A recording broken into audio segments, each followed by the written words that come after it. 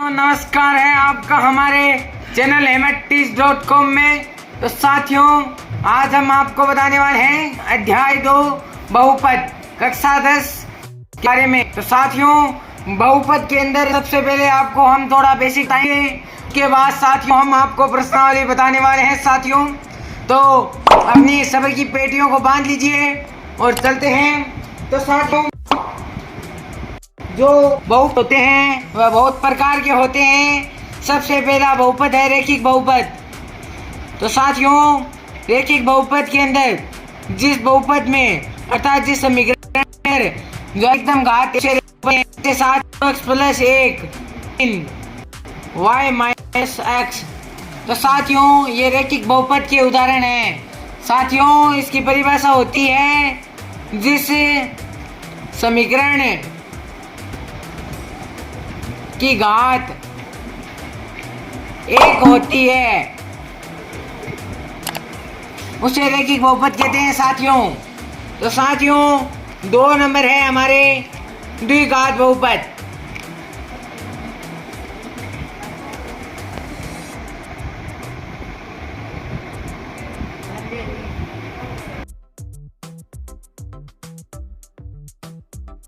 साथियों, जो द्विघात समीकरण है हमारा दूसरा नंबर टॉपिक। तो साथियों, जिस समीकरण की अधिकतम घात 2 घात होती है उसको हम द्विघात समीकरण कहते हैं। तो साथियों, इसके अंदर x लगाना है ऊपर वाले में, समीकरण अचर पद बन जाएगा नहीं तो ये। तो साथियों, इसके अंदर ये द्विघात समीकरण के कुछ उदाहरण लिख रहा हूँ। तो साथियों, तीसरा है त्रिघात समीकरण, त्रिघात बहुपद समीकरण चौथी प्रश्नावली में आएगा, जिसके अंदर साथियों हमारी जो घात होती है वह अधिकतम 3 होती है। वो वही उसके अंदर ही उसको हम त्रिघात समीकरण कहते हैं, बहुपद कहते हैं। तो साथियों, इसके अंदर हम अधिकतम घात 3 कर देंगे और कुछ नहीं है साथियों, -y3 + 4 ये भी हमारा एक बहुपद है। तो साथियों, इस प्रकार के सवाल बहुत आए हैं और बहुत आएंगे। तो साथियों समझ लेवें, गांड मान लेवें। तो साथियों, और एक है कि अगर आपको ऐसे पूछे p ऑफ x में x की अधिकतम घात बताइए,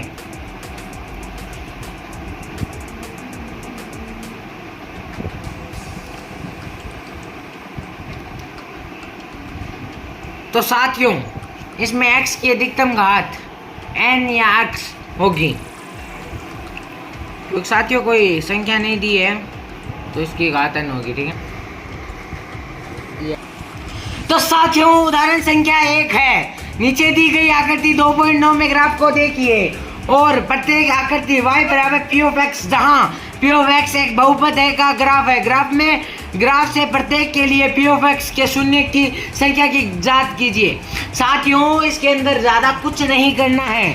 जितनी बार ये जो लाइन है वो x अक्ष अर्थात क्षैतिज अक्ष भुज को जितनी बार प्रतिच्छेद कर रही है वो उसका शून्य हो जाएगा। इसमें साथियों एक बार प्रतिच्छेद कर रही है तो इसके अंदर हम लिखेंगे शून्यकों की संख्या 1 है। कारण भी देना है साथियों, तो लिखेंगे क्योंकि ग्राफ x अक्ष को केवल एक ही बिंदु पर प्रतिच्छेद करता है। साथियों, इस प्रकार के सवाल 1 से 2 नंबर के पूछे जाते हैं बोर्ड के अंदर। तो साथियों, दूसरे के अंदर ये 2 बार प्रतिच्छेद कर रहा है तो हम लिखेंगे शून्यकों की संख्या 2 है, क्योंकि ग्राफ x अक्ष को 2 बिंदुओं पर प्रतिच्छेद करता है। साथियों, इसके अंदर 3 हो जाएगी क्योंकि 1 2 3 और लिखेंगे क्योंकि ग्राफ x अक्ष को 3 बिंदुओं पर प्रतिच्छेद करता है। तो अब साथियों, मैं आपको एक महत्वपूर्ण सवाल बताता हूं जो किताब के अंदर नहीं है। ऊपर कीजिए थोड़ा भाई साहब। साथियों, अगर इस प्रश्न के अंदर यहाँ पे x लिखा हुआ है और यहाँ पे p ऑफ y लिखा हुआ है तो इसका ये जो उल्टा हो जाएगा पूरा प्रश्न। यहाँ पे अगर x बराबर p ऑफ y, तो साथियों इसके अंदर जो y पे प्रतिच्छेद कर रहा है ना वो होगा, इसलिए शून्यकों की संख्या 1 होगी क्योंकि ग्राफ y अक्ष को केवल एक बिंदु पर प्रतिच्छेद करता है। साथियों, ये सवाल घुमा के दिया जा सकता है और मैं गारंटी देता हूँ कि यह 90% चांस है ऐसा सवाल घुमा के आ सकता है। साथियों जैसे इसके अंदर बताता हूँ, इसके अंदर भी एक होगी क्योंकि वाई एक्स पर एक बार प्रतिच्छेद कर रहा है। साथियों इसके अंदर एक होगी, ये एक बार यहाँ पे प्रतिच्छेद कर रहा है।